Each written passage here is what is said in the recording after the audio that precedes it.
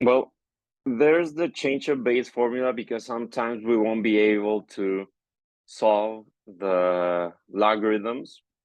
If you notice here, we have, if you try to write it in exponential form, you're going to have 8 raised to the power of an unknown value needs to be equal to 5. So that's quite tricky to find ourselves. So I'm going to just put that on the side. So the exponential would be 8, and we would be looking for this exponent in order to get a 5. So that's going to be quite tricky. So that's where the change of base formula comes in, because a good thing about our calculator is that we can find both the common logarithm and the natural logarithm. So if we're able to convert this logarithm into a combination of common logarithms or into a combination of natural logarithms, we would be able to use our calculator and to find the answer. So we might be wondering, where does this thing come from? Well, if you have, let's say, logarithm base a of x equals y, and you turn this into the exponential form, that would be a raised to the power of y equals x. If you, let's say, use the common logarithm on both sides, so let me make a bit more room over here.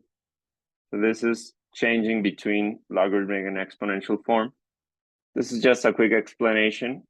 You can skip this later on. So if you use the common logarithm on both sides,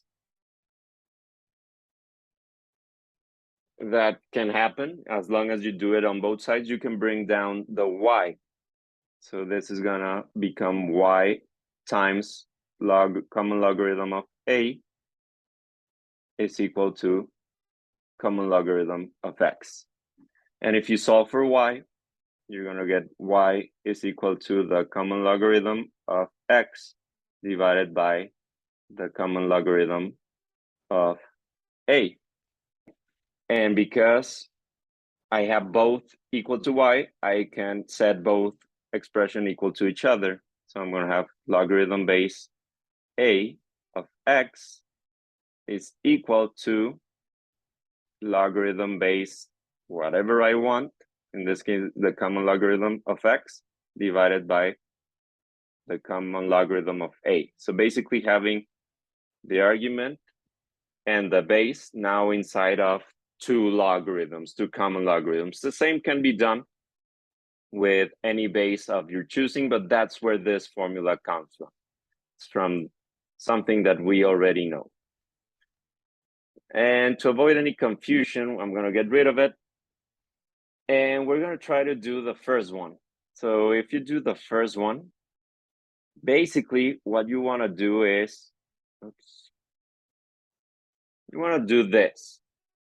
You're using a logarithm base 10, and you can use anything that you want. So basically you write a logarithm up here and a logarithm up down here with the same base. If you want to do a common logarithm, you can write base 10 or just the common logarithm.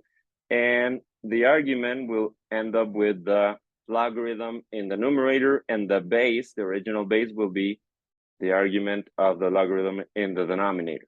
And from here on, it's just about using your calculator, typing common logarithm of 5 divided by common logarithm of 8, and you're going to get around